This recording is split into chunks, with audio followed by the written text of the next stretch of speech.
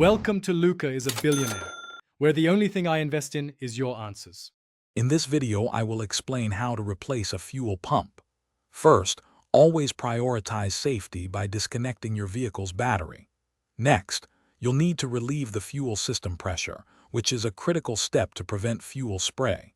Make sure you have all your tools ready, especially a specialized fuel line disconnect tool, before you begin. This preparation ensures a smoother and safer process. Now, let's get to the fuel pump. Begin by safely lifting your truck and securing it on sturdy jack stands. This provides the necessary clearance to work underneath. Next, you'll want to drain the fuel tank as much as possible. This makes it lighter and easier to handle, plus it minimizes potential spills.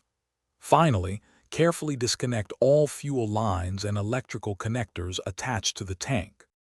With the tank accessible, it's time for removal and installation.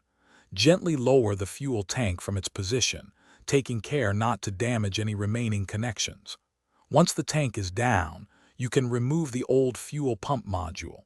When installing the new pump, always use a fresh O-ring seal to ensure a tight, leak-free fit. This step is crucial for long-term reliability. Finally, let's reassemble and test.